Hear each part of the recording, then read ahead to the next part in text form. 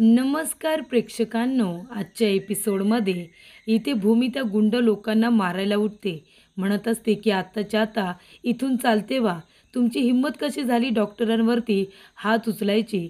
तेव्हा भूमी म्हणते, मी एक काम करते, तुम्हाला मारण्यासाठी आहे ना इथल्या स्टाफला बोलावते. इथला स्टाफ तुमच्यापेक्षा कितीतरी पटीने जास्त आहे.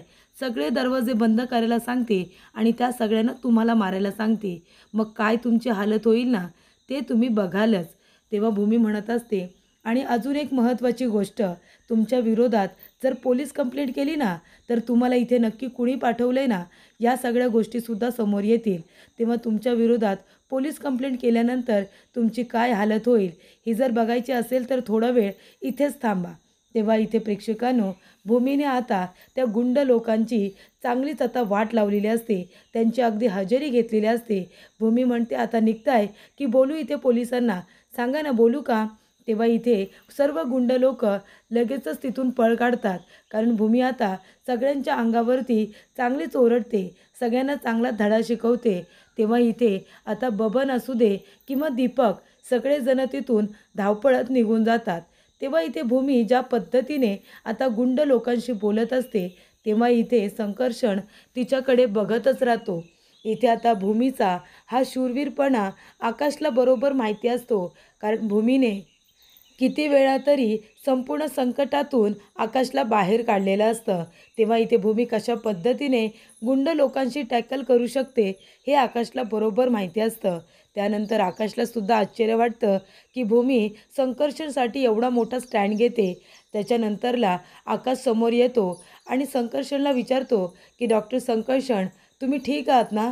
तेव्हा संकर्षण त्याला हो असं म्हणतो आणि भूमीकडे आश्चर्याने बघत असतो. त्यानंतर प्रेक्षकांनो, इथे आता आकाश भूमीकडे रागाने बघत असतो. तेव्हा इथे भूमीसुद्धा त्याच्याकडे आश्चर्याने बघत असते. त्याला आश्चर्य वाटत असतं की भूमी संकर्षणची एवढी बाजू का घेते. तेव्हा आकाशला राग येतो आणि आकाश म्हणत असतो की डॉक्टर संकर्षण, मला असं वाटत होतं की कोलतेचा मृत्यू नैसर्गिक आहे, पण जर तसं नसेल, त्याच्यामध्ये तुमचा हलगर्जीपणा जर असेल ना तर मी तुम्हाला सोडणार नाही. तुमच्या विरोधात मी चौकशी बसवेन. आणि इथे असं आकाश म्हणतो आणि भूमीकडे रागाने बघून तिथून निघून जात असतो. तेव्हा इथे भूमीला आश्चर्य वाटतं की इथे आकाश डॉक्टर संकर्षण याला असं कसं बोलू शकतो. कारण आकाशची कंडिशन किती क्रिटिकल असते, कोलतेपेक्षाही जास्त. पण त्यातूनसुद्धा डॉक्टर संकर्षण याने आकाशला वाचवलेलं असतं. मग इथे कोलते का वाचू शकणार नाही असं भूमीला वाटत असतं. नक्कीच काहीतरी गडबड आहे आणि त्याचा शोध घेतलाच पाहिजे. त्यानंतर प्रेक्षकांनो, इथे आता भूमीच्या डोक्यामध्ये जो काही तो हॉकी स्टिक बसलेला असतो त्यामुळे तिचं डोकं खूपच जास्त दुखत असतं, पूर्णपणे सुजन आलेली असते. तेव्हा इथे आता डॉक्टर संकर्षण इथे आता बर्फ घेऊन येतात आणि म्हणतात की याने तुम्ही जरा डोकं शेकून घ्या, म्हणजे तुम्हाला बरं वाटेल. तेव्हा प्रेक्षकांनो, इथे आता बर्फ आणून दिल्यानंतर भूमी त्याला थँक्यूसुद्धा म्हणते आणि बर्फाने शेकत असते. तेव्हा संकर्षण म्हणतो, खूप दुखतंय का. तेव्हा भूमी म्हणते, हो ना, खूप दुखतंय. म्हणजे मगाशी मला एवढं काही वाटलं नाही, पण आता खूपच जास्त दुखतंय. तेव्हा इथे संकर्षण म्हणत असतो की खरं तर भूमी, तू माझ्यावरचा वार स्वतः झेललास, म्हणजे तुला थँक्यू म्हणालो तर तो शब्दसुद्धा कमी पडेल नाही का. पण तरीसुद्धा मला मनापासून तुला थँक्स म्हणायचं आहे. तू होतीस म्हणून ती संपूर्ण सिच्युएशन व्यवस्थित सांभाळून घेतलीस. तेव्हा भूमी म्हणते, हे बघा, मी एवढं खरंच काही केलेलं नाही आहे, ते माझं कर्तव्यच होतं. त्यानंतर प्रेक्षकांनो, इथे आता डोरबेलचा आवाज येतो. तेव्हा इथे संकर्षण म्हणत असतो की भूमी, तू बस, तू शेकून घे, मी बघतो कोण आहे ते. तेव्हा इथे संकर्षण दरवाजा उघडतो तर इथे आता हॉस्पिटलमधून CEO विवेक सर आलेले असतात. तेव्हा इथे संकर्षण म्हणतो, सर, तुम्ही इथे येऊन आम्हाला सरप्राईज दिलं. तेव्हा इथे संकर्षण म्हणतो, या ना, या सर, प्लीज आत या. तेव्हा इथे संकर्षण आता विवेक सरांची ओळख भूमीबरोबर करून देत असतो. संकर्षण म्हणत असतो की सर, ही माझी बायको भूमी. तेव्हा इथे भूमी म्हणते, सर प्लीज बसा ना, मी तुमच्यासाठी पाणी घेऊन येते. तेव्हा इथे भूमी आता बाजूला होते. त्यानंतर प्रेक्षकांनो, इथे आता संकर्षण म्हणत असतो, सर, अचानक कसं काही येणं केलं. तेव्हा भूमी पाणी देते. सर इथे पाणी वगैरे पितात आणि शांतच असतात. संकर्षण म्हणतो, सर, सगळं काही ठीक आहे ना. तेव्हा इथे विवेक म्हणत असतो की हे बघ संकर्षण, मी इथे आलो आहे कारण काल हॉस्पिटलमध्ये जे काही घडलं ते सगळं मला कळलं आहे. तेव्हा संकर्षण म्हणतो, सर पण त्या सगळ्यामध्ये खरंच माझी काही चूक नव्हती. तेव्हा विवेक सर म्हणतात, तुला खरंच असं वाटतंय का की माझा तुझ्यावरती विश्वास नाही आहे? मला माहिती आहे या सगळ्यात तुझी काहीच चूक नसेल, पण तुझ्यावरती चौकशी बसवली आहे आणि त्यामुळे तुला आता चौकशीला सामोरं जावं लागणार आहे. आकाश महाजन यांनी तुझ्या विरोधात हेल्थ केअरकडे मॅनेजमेंटकडे कंप्लेंट केली. त्याच्यामुळे मग तुझ्यावरती आता चौकशी बसणार. तुला त्या चौकशीला सामोरं जावंच लागेल. तेव्हा इथे संकर्षण म्हणत असतो, पण सर माझी या सगळ्यामध्ये खरंच काही चुकीच नाही आहे. तुम्ही बघताय ना एवढ्या वर्षाच्या रेकॉर्डमध्ये कधीतरी माझ्याकडून हलगर्जीपणा झाला आहे का? मी माझं काम किती प्रामाणिकपणे करतो हे तुम्हाला पण माहिती आहे. तेव्हा विवेक सर म्हणतात, हे बघ संकर्षण, मला सगळं काही माहिती आहे म्हणून तर मी इथे तुझ्याशी बोलायला आलो आहे ना. आणि हे बघ तुझी काही चूकच नाही आहे, मग तू इथे आता कंप्लेंट झाली आहे तर चौकशीला का घाबरतोयस? तू जा ना चौकशीला. हे बघ तोपर्यंत तुला तुझी प्रॅक्टिस थांबवावी लागणार आहे आणि तुला चौकशीला सामोरं जावं लागणार आहे. तोपर्यंत प्रॅक्टिस करू नको, नाहीतर गोष्टी हातातून अजून निघून जातील. तेव्हा मी तुला सांगतोय शांतपणे विचार कर आणि या सगळ्याला सामोरं जा. तेव्हा इथे संकर्षण म्हणत असतो, सर मलाच कळत नाही आहे या गोष्टी कशा पद्धतीने एवढ्या वेगळ्या वळण घ्यायला लागल्या. गोष्टी एवढ्या टोकाला जातील याचा मी विचारसुद्धा केला नव्हता. तेव्हा इथे आता डॉक्टर म्हणत असतात की हे बघ संकर्षण, मी इथे आता तुला समजावून सांगायला यासाठी चालू आहे, कारण जर तू प्रॅक्टिसला गेलास, आधीच ते कोलते प्रकरण खूप तापलं आहे, त्याचे ते नातेवाईक खूपच जास्त विचित्र आहेत. तेव्हा तू जर गेलास आणि पुन्हा त्यांनी तुझ्यावरती अटॅक केला तर खूप नुकसान होऊ शकतं. म्हणूनच मी तुला सांगतोय की थोडे दिवस थांब, प्रॅक्टिस करू नकोस आणि जी काही चौकशी बसली त्याला तू सामोरं जा. तुझी काही चूक नसेल तर तुला का कोणी काय बोलेल? तेव्हा तो म्हणतो, सर पण शेवटीला चौकशी बसल्यानंतर माझ्यावरती इथे शंकाच घेतील ना लोक, माझ्या प्रॅक्टिसवरती प्रश्नचिन्हच उभे राहील. म्हणून मग इतके वर्ष मी जर रेप्युटेशन कमावले ते सर निघूनच जाईल ना. एवढ्या वर्ष कमवलेली इज्जत एका क्षणात धुलीला मिसळेल. तेव्हा इथे प्रेक्षकांनो आता भूमीला सुद्धा आश्चर्य वाटत असतं की हे नेमकं चाललंय काय. तेव्हा सर म्हणतात, जास्त विचार करू नकोस आणि ते तिथून निघून जातात. तेव्हा इथे प्रेक्षकांनो आता दीपकने सगळी माहिती रागिणीला दिलेली असते की तिथे जे हेल्थ केअरचे CEO आहेत ना ते गेले होते संकर्षणला समजवायला. तेव्हा रागिणी म्हणते, तुला कोणी सांगितलं? तो म्हणतो की वरुणने सांगितलं. ते समजावून सांगत होते की तुझ्यावरती चौकशी बसली आहे, तुला सामोरं जावं लागेल म्हणून. घाबरायचं काही कारण नाही आहे. तू जर काही केलं नसशील तर कशाला घाबरायचं? तेव्हा इथे रागिणी म्हणत असते, अच्छा म्हणजे वरुणने तुला माहिती दिली का? तेव्हा तो म्हणतो, मग काय, आतमधली सगळी इंटरनल माहिती ठेवावी लागते ना. तेव्हा रागिणी म्हणते, बरोबरच, जेव्हा आपण एकमेकांची माहिती ठेवतो तेव्हाच तर आपण पुढे जातो ना आपल्या प्लॅनिंगनुसार, नाही का? तेव्हा दीपक म्हणतो, हो ना मॅडम. तेव्हा इथे दीपक म्हणत असतो, मॅडम तुम्ही फक्त सांगा अजून काय करायचं आहे?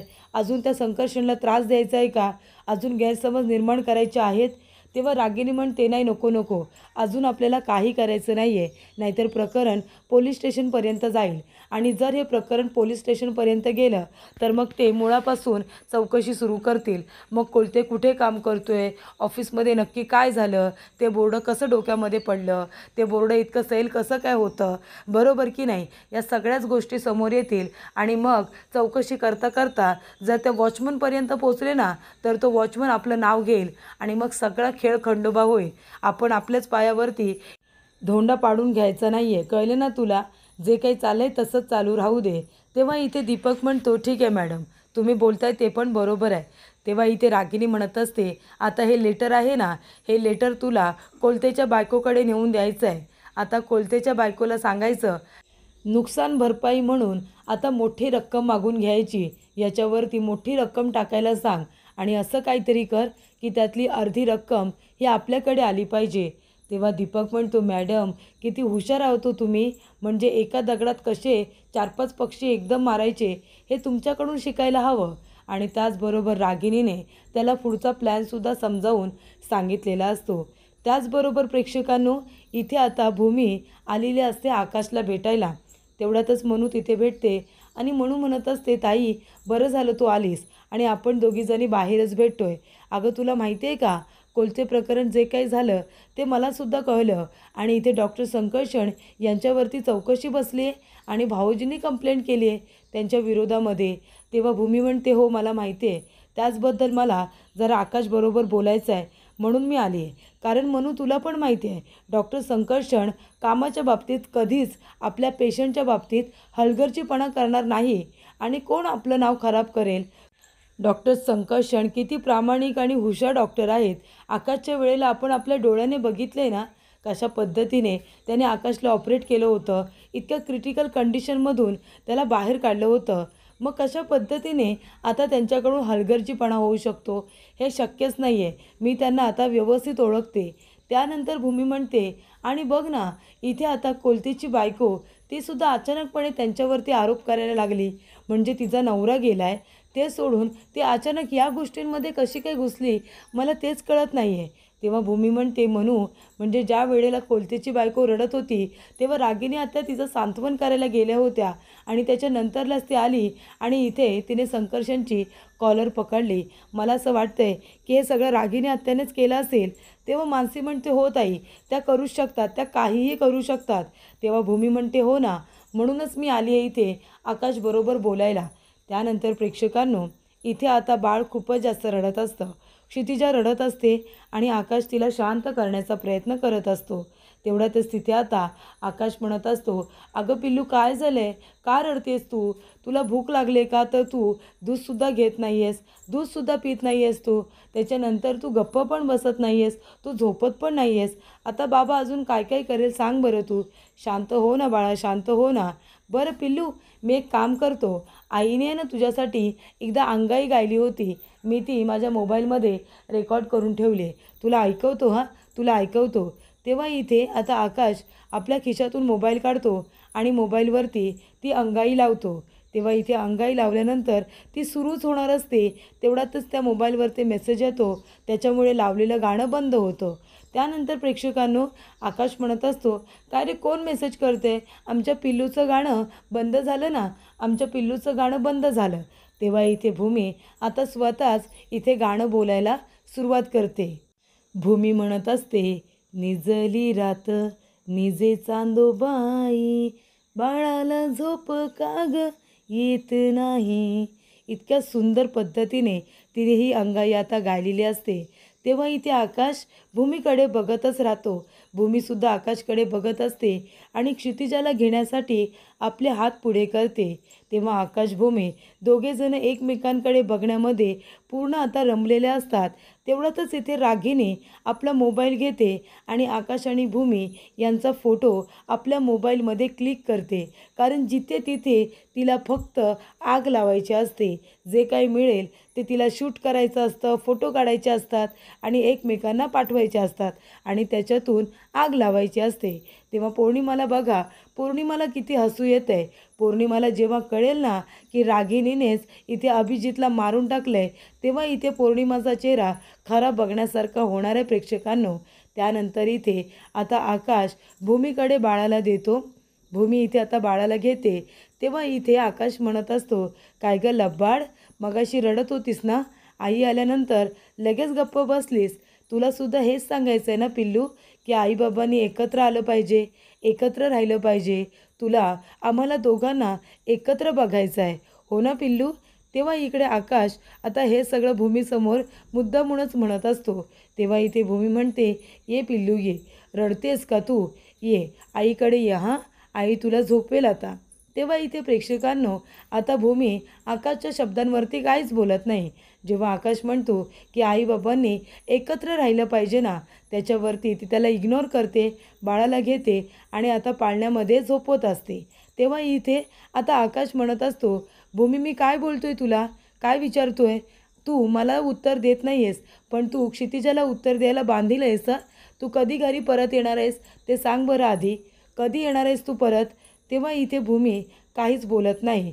त्यानंतर प्रेक्षकांनो रागिनी म्हणत असते की या भूमीच्या समोर चेकचा विषय नको, नाहीतर उगाच चेक मी कुणाला देते म्हणून त्याचासुद्धा शोध घ्यायला सुरुवात करेल. तेव्हा रागिनी जात असताना आकाश म्हणतो, आत्या अगं कुठे जातेस, इथे कोलते वहिनींना आपल्याला चेक द्यायचा आहे ना, चेक घेऊन आली आहेस ना तू? तेव्हा रागिनी म्हणते, हो ना, चेक घेऊन आली आहे, पण तू बोलतोयस म्हणून परत जात होते. तेव्हा आकाश म्हणतो, बघू दे, दे मी साईन करतो. तेव्हा रागिनी म्हणत असते, ऑफिसमधून मी चेक बनवून घेऊन आली आहे, तू बघ जरा आणि साईन कर त्याच्यावरती. तेव्हा इथे आकाश म्हणत असतो, आत्या, अगं ही खूपच जास्त थोडी अमाऊंट आहे, आपल्याला त्यांना जास्त पैसे द्यायला हवेत ना. तेव्हा रागिनी म्हणते, हो ना, म्हणूनच मी हा दुसरा चेकसुद्धा घेऊन आले, कोरा चेक, तू त्याच्यावरती हवं तर सही कर. तेव्हा इथे आकाश म्हणत असतो, बरं तू इकडे दे, मी दोन्ही इथे आता चेकवरती सही करतो, तू त्याच्यावरती अमाऊंट टाक आणि त्यांना जास्तीचा रक्कम असलेला चेक दे, असं आकाश म्हणत असतो. त्यानंतर इथे संकर्षणला फोन येतो. तेव्हा इथे आता डॉक्टरांचा हॉस्पिटलमधून फोन आलेला असतो. संकर्षण फोन उचलायला जाणार तेवढ्यातच फोन स्विच ऑफ होतो. तो म्हणतो, अरे देवा, बॅटरी संपली आहे, चार्जिंगला लावायलाच विसरलो मगाशी. आणि तो लगेचच फोन चार्जिंगला लावायला जातो. तेव्हा इथे डॉक्टरांचा फोन उचलला नाही म्हणून ते टेन्शनमध्ये येतात, कारण बाजूला दीपक बसलेला असतो. त्यांच्या डोक्याला इथे पिस्तूल लावून दीपक बसलेलाच असतो. तो म्हणतो, काय रे, सांगितलं होतं ना फोन कर म्हणून, का फोन केला नाही आहेस तू अजून? कर बरं, परत परत कर. तेव्हा डॉक्टर म्हणतात, अहो बघितलंत ना तुम्ही, तुमच्यासमोरच फोन केला होता ना मी आता, पण आता ते उचलत नाही आहेत, त्याला मी काय करू? आणि आता तर फोन बंद आहे. तेव्हा प्रेक्षकांनो, इथे आता आकाशला याबद्दल काहीच माहिती नाही आहे, संकर्षणला याबद्दल काहीच माहिती नाही आहे. त्या दोघांमध्ये भांडण लावून देण्याचं काम रागिनी करते आणि तिचा तो चमचा दीपक तिला हवी तेवढी मदत करतोय. तेव्हा प्रेक्षकांनो, इथे आता डॉक्टर संकर्षण खूपच जास्त टेन्शनमध्ये असतात. इतकी वर्ष ते इथे काम करत आहेत, पण कधीच त्यांना चौकशीला सामोरं जावं लागलं नाही किंवा इथे चौकशी तर नाहीच बसली, पण हलगर्जीपणा तर त्यांनी कधी केलाच नाही. पण इथे रागिनीमुळे त्यांच्यावरती इतका मोठा आरोप झालेला आहे. तर प्रेक्षकांनो, इथे आता रागिनी म्हणत असते की आकाश, हा चेक मी कोलते वहिनींना देते. आता या पैशांनी त्यांचा गेलेला माणूस काही परत येणार नाही, पण आता तेवढीच त्यांना आपल्याकडून मदत, नाही का? तेव्हा इथे रागिनी म्हणते, आता काय करायचं, हे सगळं त्या डॉक्टर संकर्षणमुळे झालं आहे. तेव्हा भूमी म्हणते, काय काय म्हणालात तुम्ही? याच्यामध्ये डॉक्टर संकर्षण यांची काय चुकी आहे? तेव्हा रागिनी म्हणते, अगं मग कुणाची चुकी आहे सांग ना, डॉक्टर संकर्षणमुळेच कोलते गेलं आहे ना. तेव्हा भूमी म्हणत असते, अच्छा, म्हणजे इथे ट्रीटमेंट करण्याच्या दरम्यान जर पेशंट गेला तर मग तुम्ही सगळा दोष डॉक्टरांना देल का? असं कसं करू शकता तुम्ही? याच्यामध्ये संकर्षणची काही चुकी नाही आहे, तो एक उत्तम डॉक्टर आहे. मी त्यांना आता एवढ्या दिवसामध्ये ओळखते. ते कधीच आपल्या कामाच्या बाबतीत हलगर्जीपणा करत नाही, ते खूपच जास्त प्रामाणिक आहेत. आकाश, तुलासुद्धा त्यांनीच ऑपरेट केलं आहे, एवढी क्रिटिकल कंडिशन होती तुझी, तरीसुद्धा तुला ऑपरेट केलं ना. तेव्हा आकाश म्हणत असतो, एक मिनिट, तू त्यांची बाजू का घेतेस? हे बघ, त्याने जर हलगर्जीपणा केला असेल ना, तर मग त्याला चौकशीलासुद्धा सामोरं जावं लागेल. तेव्हा इथे भूमी म्हणत असते, आकाश, तू चुकीचा निर्णय घेतला आहेस. त्यांच्या विरोधात जी काही कंप्लेंट केली आहेस ना तू, तीच मागे घे. तेच बोलायला मी इथे आली आहे. हे बघ, ते उत्तम डॉक्टर आहेत, त्यांच्याकडून काही चूक झालेली नाही आहे. त्यांनी जेव्हा ऑपरेशन केलं होतं तेव्हा कोलते एकदम व्यवस्थित होते, ऑपरेशन सक्सेस झालं होतं आणि इथे इंजेक्शन नाही दिलं तर लगेच त्याचा जीव कसा काय जाऊ शकतो? तेव्हा इथे आता आकाश म्हणत असतो, हे बघ भूमी, तू उगाच त्याची बाजू घेऊ नकोस हा. जर त्याने काही केलेलंच नाही आहे ना, तर मग तू कशाला त्याची बाजू घेऊन बोलायला आली आहेस? त्याला जाऊ दे ना इथे चौकशीला सामोरं. तेव्हा रागिनी म्हणत असते, आणि भूमी, तू तर त्याचीच बाजू घेशील ना, तू प्रेमात पडली आहेस ना त्याच्या. तेव्हा इथे आकाश म्हणतो, नाही आत्या, मला असं काही म्हणायचं नव्हतं, माझ्या मनातसुद्धा असं आलं नव्हतं. आणि तू प्लीज या गोष्टीला एक वेगळं वळून देऊ नकोस.